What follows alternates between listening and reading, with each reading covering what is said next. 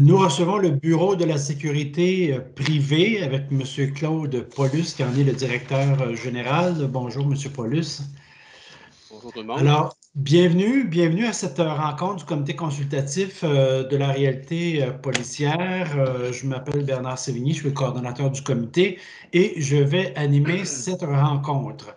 Vous connaissez déjà les membres du comité, Mme Nicole Gibault, Mme Marlene Jennings, Bonjour. Monsieur Louis Côté. Bonjour.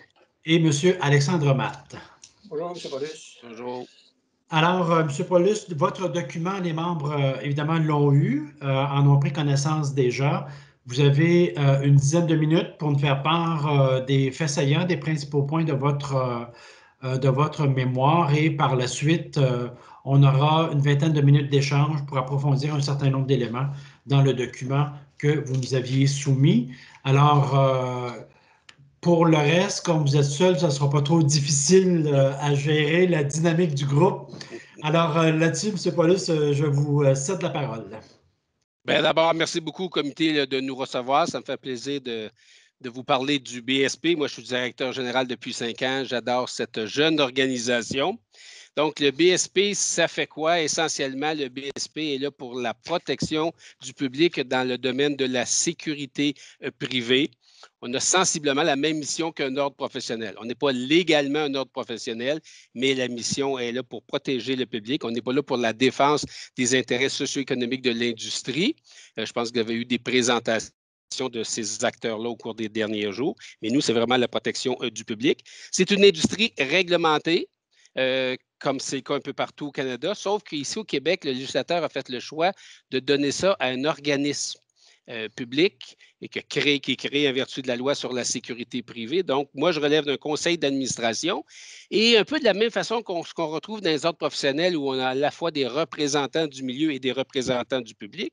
Bien, notre conseil d'administration est composé de 11 membres, 4 nommés par la ministre et la ministre reconnaît 7 associations. Pourquoi ces formes-là, essentiellement? Bien, c'est que l'avantage du milieu de l'industrie, c'est qu'ils connaissent l'industrie, donc ils sont à mesure d'évaluer les besoins de formation, s'il y a des besoins de compétences ou des choses comme ça. Et pourquoi d'autres représentants? Bien évidemment, comme c'est le cas des autres professionnels, on ne laisse pas l'industrie, on ne laisse pas le milieu se gérer à 100%. Donc, il y a un représentant des deux et il y a un bel équilibre au niveau du conseil d'administration. Les catégories, il y en a 6, gardiennage, investigation, serrurerie, système électronique, convoyage de biens de valeur et services conseil en sécurité. Et comme vous pouvez voir, ben on est plus dans le domaine de la prévention. Et ça, c'est intéressant par rapport à votre comité. Donc, on cherche beaucoup par les interventions de l'industrie à prévenir le crime et souvent le milieu policier rentre plus en scène lorsqu'il y a eu des crimes. Comment on réalise notre mission? Comment on protège le public? Essentiellement par 3 façons.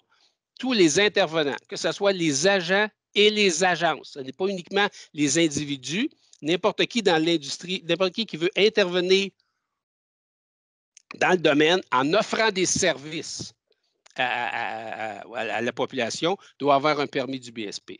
3 éléments, vérification des antécédents avec la Sûreté du Québec et lien permanent avec la Sûreté du Québec. Parce que ça se peut très bien que quand tu veux intervenir dans ce domaine-là, tout est beau au début, mais la vie est plus compliquée. Là. On n'est pas nécessairement au monde du bon côté ou du mauvais côté, c'est plus complexe. Donc, on a un lien permanent avec la Sûreté du Québec. Deuxièmement, pour avoir un permis, il y a des exigences de formation qui varient selon les catégories. Et troisièmement, enquête, inspection, on a des normes de comportement. Tous les intervenants du domaine doivent respecter des normes de comportement et il y a un mécanisme de plainte avec des conséquences sur le principe, bien sûr, de la proportionnalité. Dans le cadre de la présente réflexion, qu'est-ce que je pourrais dire essentiellement? Nous, si vous regardez notre mémoire, on a donné des exemples. Et le mot exemple est important. On ne pense pas que ça nous appartient de vraiment faire des recommandations précises. L'industrie le fait, le gouvernement va analyser ça. Par contre, ce qui est important, c'est de dire qu'il y a une mécanique, il y a une structure qui est là et s'il y a des transferts supplémentaires, on peut jouer un rôle, définitivement. Donc, au niveau de l'organisation, elle est agile. On parle d'une 50aine d'employés. Elle est mature, déjà plus de 10 ans d'existence. Et dans ce sens-là, on peut collaborer là, avec le milieu, l'industrie, le gouvernement s'il y a des transferts d'activités. Donc, on a mis vraiment des exemples. Là, et moi, je pense qu'un exemple, si on parle de la réponse d'alarme, bien, la réponse d'alarme, c'est installé par des gens de notre industrie, mais quand on sait qu'il y a beaucoup d'appels, que c'est des fausses alarmes, parce que c'est vraiment, est-ce qu'on prend des policiers qui ont une expertise pointue dans la prévention du crime pour faire de la réponse d'alarme, ou ça peut entreprise privée, et auquel cas, s'il y a vraiment problématique, là, tu appelles les policiers. Donc, on comprend très bien l'enjeu, c'est vraiment de consacrer le temps des policiers à des activités qui sont liées à leur expertise et à leur connaissance. Donc, est-ce que le transfert d'activité pourrait faire en sorte qu'il faudrait modifier notre loi? C'est possible. Il y a 6 catégories. Est-ce qu'on devrait créer des nouvelles catégories? Est-ce qu'on devrait faire des sous-catégories? Est-ce qu'on devrait augmenter les exigences de formation, les modifier? On est très, très, très ouvert à participer à un dialogue avec l'industrie et le gouvernement sénégalais. Moi, ça complétait, puis j'irai peut-être aux questions. Oui, oui, oui. Bon, écoutez, merci pour la présentation. Je pense que ça fait le tour du mémoire.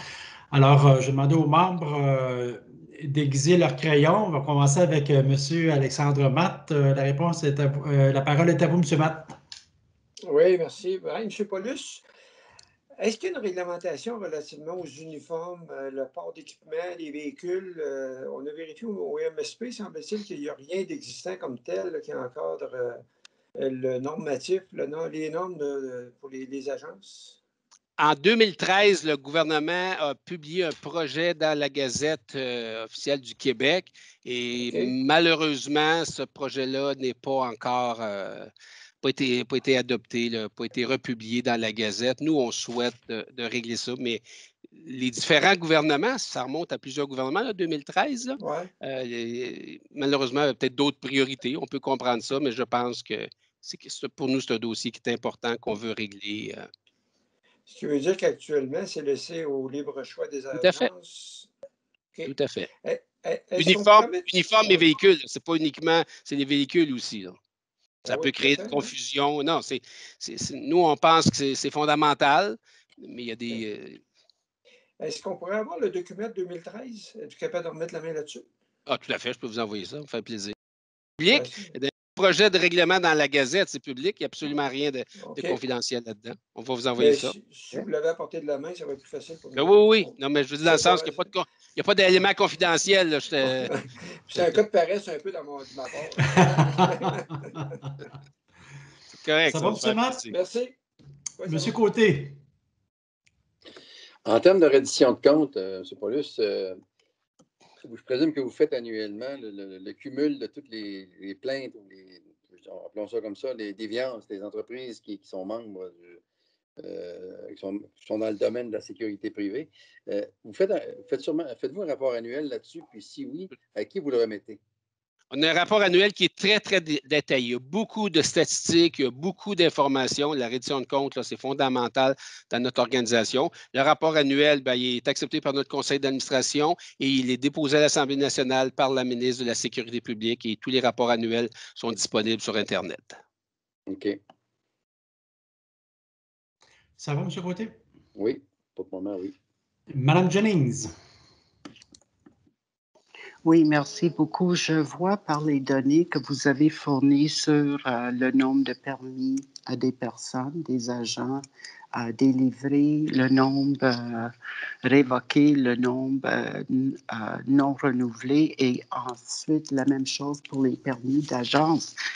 Est-ce que vous ne trouvez pas que le nombre de permis révoqués est pas mal élevé et c'est quoi les motifs en général pour la révocation? Ça peut être du non-paiement. Ça peut être du non-paiement. Ce n'est pas nécessairement un signe de problématique ou de mauvais comportement. Là. Mais avec les données que vous avez, est-ce que vous êtes en mesure de dire sur mettons, les 191 permis d'agence révoqués, il y en a 25 pour le non-paiement, 30 pour tel motif, etc. pour On peut l'autre tout vous fournir motif. les détails. Là, on a ça, je ne les ai pas en tête, là, bien Non, je honnêtement. comprends, On mais peut tout vous avez donner ces les détails. données. Oh, on a toutes les J'aimerais raisons. bien, oui, j'aimerais bien que vous nous fournissiez les motifs pour les révocations. Et la même chose pour les non renouvelés. Avec plaisir. OK. Là, quand vous avez dit que la formation est quand même réglementée, si je ne me trompe pas, il y a une formation de base qui est requise pour être admissible à un permis d'agent. D'agent, oui. Oui, Selon la d'agent. catégorie, oui. Oui. Est-ce que cette formation est donnée, octroyée par l'École nationale de police ou est-ce que c'est dans les cégeps ou est-ce que cette formation obligatoire est dispensée? Ça dépend des catégories. Si on parle de gardiennage, c'est une formation de 70 heures dans les commissions scolaires et certaines entreprises privées sont reconnues comme étant des dispenseurs de formation. D'ailleurs, certaines agences donnent de la formation. Si on y va en serrurerie, c'est un DEP. Si on y va au niveau de l'enquête, c'est un programme au cégep et possiblement à l'université. On est en discussion, donc dépendamment des catégories. Et est-ce qu'il y a que ce soit le BSP ou que ce soit au niveau du gouvernement même, un service d'inspection pour s'assurer que, oui, c'est fait par qui? C'est une équipe. On a une équipe d'enquêteurs-inspecteurs qui. Oui, c'est nous. Nous allons des enquêtes, des inspections. Et à partir des plaintes, tout le monde peut faire des plaintes. Il n'y a pas de. N'importe qui peut faire une plainte. C'est pas quelqu'un de l'industrie, ça peut être nous-mêmes qui constatent des choses. On voit des choses dans les médias. Des gens peuvent appeler les origines. Ça peut venir de partout. Ça peut être des plaintes anonymes. Là. C'est vraiment très bien fait. Puis on fait enquête et avec toutes les règles de justice naturelle et tout, le droit, là, évidemment, les personnes font une plainte comme un individu. Donc, tous les principes d'enquête sont respectés. Et est-ce que le droit de dispenser un cours une fois que vous avez fait votre inspection et vous avez trouvé que ça ne rencontre pas du tout les objectifs recherchés, les problèmes, etc., c'est vous qui avez l'autorité de retirer ou revoquer le droit de fournir, dispenser la formation ou est-ce que c'est à une autre instance? La formation, la plupart de la formation sont données par des institutions du réseau public, l'école secondaire, puis cégep, puis ça va bien. Il y a quelques entreprises privées qui ont la possibilité de donner de la formation. Ça, c'est une formation qui est reconnue par la ministre, mais suite à la recommandation du BSP. Et nous, bien, on suit ça de près, là, puis on intervient si nécessaire. Et est-ce qu'il y a déjà eu des cas où le dispenseur d'une formation obligatoire a vu le droit de dispenser la formation révoquée? Il y a des cas actuellement sur les tribunaux à ce sujet, puis je ne voudrais pas commenter davantage, mais je pense si on voit sur le fond de votre question, le fait qu'il y ait des cas sur les tribunaux, ça démontre qu'on joue un rôle important à cet égard, mais malheureusement, je ne peux pas élaborer plus parce que c'est devant les tribunaux. Je ne voulais pas que vous pensiez par le teneur de mes questions que je mettais en doute l'utilité du BSP. Parce que je pense que je peux parler pour tous les membres du comité. On croit qu'il y a un besoin. Donc, le fait que le gouvernement du Québec s'est noté, remarqué comparativement dans les autres juridictions provinciaux au Canada, d'avoir mis ce système bien réglementé et encadré est une excellente chose. Je dirais qu'au contraire, j'ai beaucoup aimé votre question, Mme Jennings. OK, merci. Merci, Mme Jennings. Mme Gibault. Oui, bonjour, M. Paulus. Voulez-vous, s'il vous plaît, juste me parler un peu plus en détail dans vos exemples de responsabilité pour agir avec le secteur privé, beaucoup plus sur le deuxième exemple, les infractions sommaires. parlez-moi de votre rôle là-dedans, puis déposer un constat de... comment vous voyez ça? Là? Très bonne question. Un constat d'infraction. Ben, très bonne question. Ce qui se passe actuellement, si on parle de fraude dans les entreprises, de vol à l'étalage, les policiers n'ont pas le temps de s'occuper de ça. Donc, qu'est-ce qui se passe? C'est que le client, le fraudeur, l'employé, ben, si on découvre quelque chose, ben, il va soit rembourser, il va remettre l'objet. Dans le cas de fraude, la personne peut perdre son emploi. Donc, l'aspect, j'oserais dire, civil est à peu près réglé. Mais il reste que quand tu commets un crime, il y a deux aspects. Il y a un aspect de responsabilité. Hein. Tu as détruit, tu as volé un bien, tu as volé de l'argent, c'est une chose.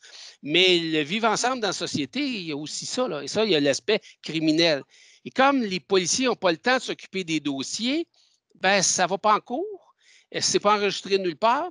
Puis l'individu ben, peut recommencer ailleurs et là, il n'y aura pas de conséquences. Et on sait très bien qu'au niveau des tribunaux, la gradation est importante. Quelqu'un qui fait un vol pour la première fois, puis quelqu'un qui fait un vol pour la 10e fois, vous avez été longtemps juge, vous savez très bien que la conséquence n'est pas la même. Donc, le fait qu'il n'y a pas de traces, que les policiers n'ont pas le temps de s'en occuper, bien, malheureusement, c'est perdu.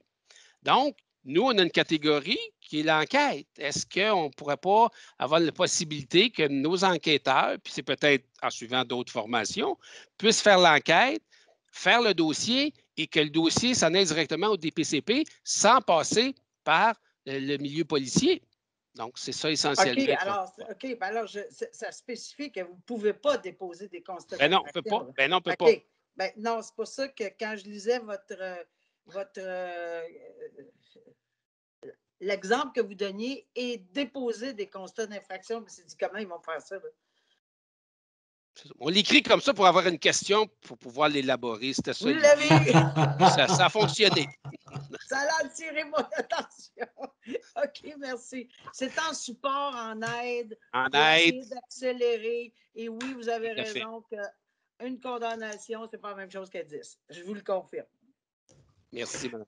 Merci, Mme Gibault. Deux petites questions, M. Paulus. Dans la même veine que ma collègue, moi, je me demandais à quelle place qu'on tire la ligne sur... parce que là, bon, on a parlé des infractions sommaires, vous avez parlé des systèmes d'alarme, on peut parler de la surveillance de détenus, etc., etc. Les critères à partir là où on devrait tirer la ligne, ce qui pourrait être fait par le privé par rapport aux fonctions publiques, vous avez dit c'est varié et ça l'est. Mais est-ce qu'il y a des principes sur lesquels on devrait porter une attention particulière avant de dire mais tel genre de service il pourrait être offert par le privé? Ben, c'est une très bonne question. Je pense aller mettre un rapport qui va vraiment répondre à cette question-là. Comme je disais tout à l'heure, nous, on n'est pas nécessairement là pour trancher et dire où est l'endroit, mais quand même, je suis en train de répondre à votre question en disant toute la question de quand c'est de la prévention, tu sais, il y a beaucoup de risques parce que l'expertise policière, par exemple, prenons la question de l'armement. Bien, nos agents sont pas, nos détenteurs de permis n'ont pas d'armes, alors que les policiers en ont. Donc, la question, le risque, la prévention. L'idée de la sécurité privée, c'est beaucoup, beaucoup la prévention du crime. C'est la présence de gens, de l'uniforme. L'uniforme fait la distinction. Il y a beaucoup de gens qui vont. Ce n'est pas obligatoire parce que nous, là, on ne réglemente pas la sécurité au Québec dans le sens de dire voici telle organisation ou telle bâtisse doit avoir telle chose. C'est pas ça qu'on fait du tout. Ce qu'on fait, c'est quelqu'un qui se prétend un expert en sécurité, c'est un expert en sécurité. Donc, dans ce sens-là, c'est beaucoup un travail de prévention qui est fait. Donc, tout ce qui s'appelle la prévention, moi, je pense que définitivement, il y aurait un intérêt que ce soit dans le secteur privé. Quand on tombe au niveau plus policier, ben, où ça prend vraiment une formation, le crime, je pense que le crime, le gros crime, là, si on parle les milieux criminalisés versus quelqu'un qui va voler un paquet de gomme au dépanneur, on s'entend qu'on n'est pas tout à fait dans le même domaine. Là. Donc, la frontière, il paraît que c'est à cet endroit-là. OK. Donc, par exemple, le fait que les agents ne sont pas armés, il n'est pas question dans votre esprit, bien, il faudrait peut-être armer certains de nos agents. Non, on n'est pas là du tout. Vous n'êtes pas là. OK. Il y a une catégorie, quand je dis qu'ils ne sont pas armés, juste techniquement, là, c'est le convoyage de valeur. Le transport de valeur, c'est la seule catégorie. Là. Ça marche. Monsieur Matt. Oh, votre micro. Oui, pardonnez-moi. En complément à ce que Mme Gibault vous a demandé tout à l'heure, j'ai sursauté un petit peu dans le même paragraphe sur les infractions sommaires. Présentement, très peu de cas sont judiciarisés à cause du manque de disponibilité des ressources policières. Mais est-ce qu'on a des exemples concrets que les policiers ont refusé de prendre des plaintes ou ça porte sur quoi cette affirmation-là? C'est pas qu'ils refusent de prendre des plaintes, mais s'il y a un vol à l'étalage dans un commerce, ben ils n'ont pas le droit. Les agents ne peuvent pas garder quelqu'un. Tu ne peux pas le garder. Tu appelles les policiers, puis les policiers disent Oui. ben, on va y aller, mais si à un moment donné, ils n'y arrivent pas, les policiers vont dire ben, libère-le. Donc, ce n'est pas qu'ils refusent, c'est qu'ils ne vont pas se déplacer, ils n'ont pas le temps ou OK. ils ne viennent pas. Ce n'est pas de la mauvaise volonté de la part des corps policiers, loin de là. C'est la disponibilité, c'est que les ressources sont limitées. Puis c'est un peu l'essence là, de votre comité de dire ben, les activités, pas à plus grande valeur ajoutée, mais les activités vraiment reliées à la l'utilisation des policiers. Là, ils font des cours de 3 ans au cégep, sont de plus en plus formés et tout et tout. Donc, qui se consacrent à ça, mais maintenant, il y a plein d'autres activités qu'on ne peut pas laisser entre les deux. Là. Mais peut-être en continuité, j'imagine que si l'agent de sécurité du magasin laisse partir le client, la plainte est quand même transmise au service de police et il procède par voie sommaire par la suite. Ben, moi, ce qu'on me dit, ce que j'entends depuis des années, c'est que c'est problématique. Il faudrait voir avec l'industrie, mais dans le domaine du commerce, il y a vraiment de l'insatisfaction. Là, les détails techniques, là, OK. je ne connais pas les détails, mais je peux vous assurer qu'il y a vraiment une insatisfaction. Puis OK. Merci. Madame Jennings. Oui, vous avez piqué ma curiosité avec les informations que vous avez transmises suite à les questions de Mme Gibault. Est-ce que vous avez des données sur ce genre d'incidents dont vous parlez, comme dans le commerce? Vous dites, par exemple, les vols à l'étalage, les agents qui sont qui ont les permis que vous avez octroyés, saisissent la personne, amènent la personne dans une salle quelconque, communiquent avec la police, ils ont pris des informations, le nom de la personne, blablabla, bla, bla, bla, ils ont les faits de l'incident et la police dit oui et par la suite, vous avez une communication à les faire, on ne peut pas venir, laissez-le partir. Ce genre d'incident, par exemple, est-ce qu'il y a un record qui est fait pour justement, à la fin de l'année, que les agences qui ont les permis de vous autres sont en mesure de dire nos agents ont intercepté tant de personnes pour tel incident, infraction sommaire, et dans tel nombre de cas, on nous est fait dire de laisser la personne partir parce que le service de police n'avait pas des agents disponibles pour venir les chercher. Est-ce que vous avez ça? Parce que je sais que s'il vient le chercher, il l'amène au poste de police et là, la personne est lâchée. Vous n'avez pas cette information, mais au moins ce qu'on vous dit de laisser lâcher, est-ce que vous avez ces données-là? moi, c'est l'information que j'ai des acteurs dans le domaine du commerce. Ce n'est pas de l'industrie directement, là. C'est indirectement parce que c'est une problématique qui est plus que les sièges à différents comités. Et sur ces comités-là, il est constamment question de ça. Donc, je suis témoin d'une grande préoccupation là-dessus. Et je dis, nous, on pourrait intervenir, mais là, actuellement, on n'a pas l'environnement juridique pour ça. L'autre aspect, comme je le Mais mentionnais... je vais vous interrompre juste pour une seconde. Vous n'avez pas le pouvoir légal pour intervenir, mais tous les agences qui travaillent dans la sécurité publique sont obligées d'avoir un permis que vous octroyez. Vous n'êtes pas en mesure, même si vous ne pouvez pas les obliger, de leur demander de ramasser ce genre d'informations. Justement parce que l'industrie du commerce vous dit que c'est problématique. Ben, c'est délicat parce que là, c'est des pouvoirs que nos détenteurs de permis n'ont pas. Donc, moi, je peux difficilement les commencer à intervenir. Ils n'ont pas le pouvoir. Ils demandent ce pouvoir-là parce qu'ils n'ont pas ce pouvoir-là d'arrestation-là. Non, ils ont le pouvoir, leurs employés qui sont des agents munis d'un permis que votre bureau a octroyé, arrêtent. Ils sont à Plaza Alexis-Nihon, plein centre-ville de Montréal. Il y a un employé dans une boutique, Fruit and Passion, on va dire, qui appelle la police ou qui appelle l'agent de sécurité au Plaza pour dire que quelqu'un vient de voler 3 blouses, etc., etc. Et l'agent attrape la personne. L'agent amène la personne en quelque part. Non, c'est ça la distinction, parce que l'agent, là, a le même pouvoir que vous et moi. Que si l'employé du commerce... J'ai le pouvoir d'arrestation de citoyens. Vous avez le pouvoir... Oui, bien oui. Quand vous êtes témoin d'un crime, vous avez un pouvoir, mais vous devez appeler immédiatement les policiers, parce que vous n'avez pas le pouvoir de détention. Donc, vous appelez les policiers, puis là, les policiers vont vous dire quoi faire. Donc, que ce soit l'employé du magasin ou que ce soit l'agent de sécurité, c'est les mêmes pouvoirs. Et donc, à la limite, ils peuvent appeler... Une fois comme je disais tout à l'heure, nous, c'est beaucoup la prévention.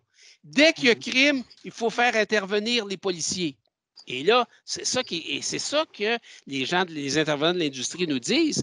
Bien, à ce moment-là, s'il y avait possibilité de... On ne peut pas demander... Si la personne, tu demandes son nom, puis Joe Blow, c'est quoi ton adresse? 1, 2, 3, 4 rue principale à Chicoutimi. Les policiers, tu ne peux pas faire ça longtemps, là, ce jeu-là. Là. Donc, c'est ça. Donc, est-ce que... Il n'y aura pas. Donc, dans ce sens-là, c'est des transferts de pouvoir qu'ils n'ont pas actuellement. Que moi, l'industrie, siégeant sur différents comités, je peux vous donner des noms, je pourrais vous envoyer des noms d'intervenants qui sont impliqués là-dedans. Donc, je sais qu'il y a une problématique et ces gens-là me disent depuis des années, bien, on pourrait modifier des lois et vous auriez éventuellement un rôle là-dedans. Mais aujourd'hui, je peux difficilement là, vous donner des chiffres et...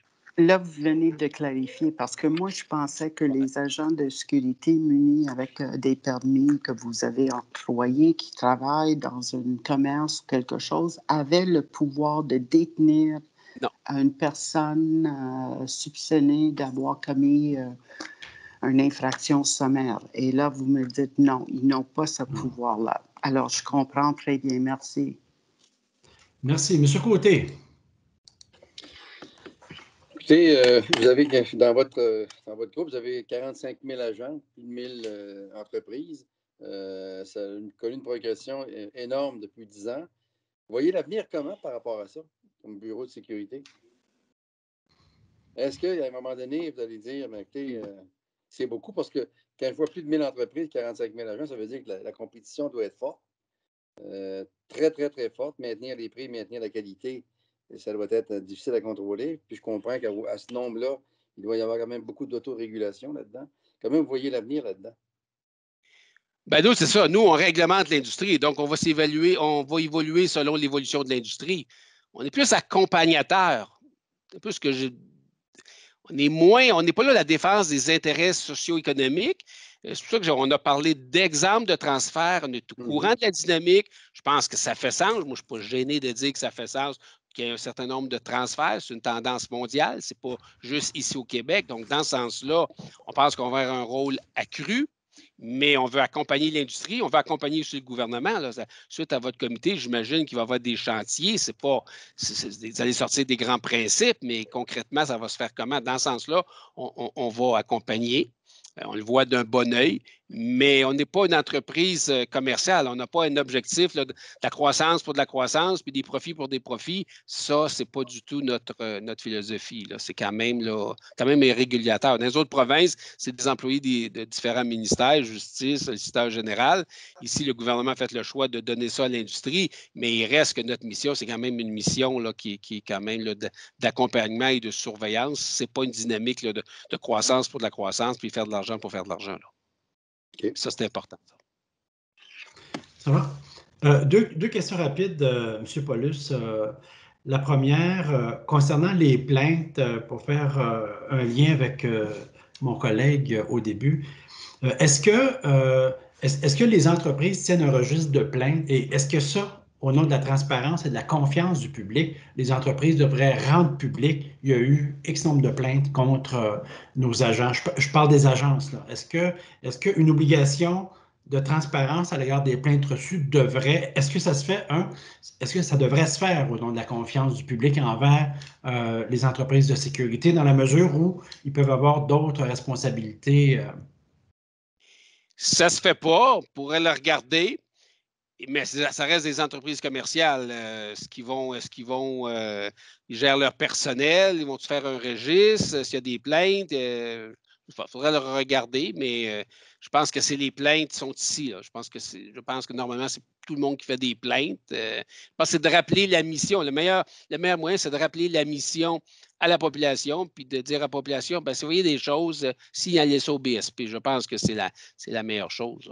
Mais dans la mesure où il pourrait y avoir des tâches qui sont accomplies par des policiers aujourd'hui et qu'on pourrait éventuellement transférer, c'est dans cet ordre-là, pour maintenir la confiance du public envers... Il y a une ouverture à le regarder. Honnêtement, je ne voudrais pas me prononcer, je voudrais être prudent à cet égard-là, mais tout à fait une ouverture là, de modifier nos façons de faire. Là. On n'est pas fermé à l'examiner avec l'industrie et avec le gouvernement. Et dans le même sens, les entreprises, et je comprends que vous n'êtes pas le répondant des entreprises, chacune d'elles, je veux dire.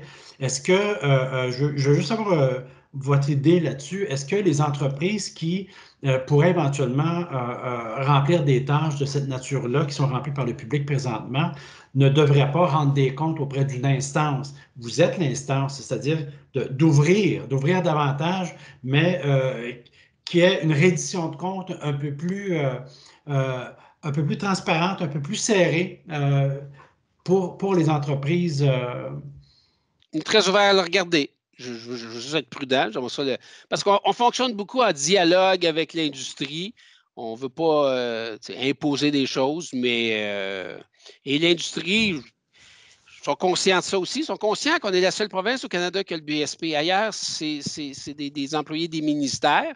C'est une formule intéressante, mais c'est une formule qui pourrait changer si jamais l'industrie, ce n'est pas le cas là, du tout, mais si jamais l'industrie, c'est pas bien géré ou il y a des pressions ou quoi que ce soit, il y a des problématiques, ben, c'est une formule qui pourrait changer. Donc, dans ce sens-là, moi, je dis oui, on est prêt à le regarder.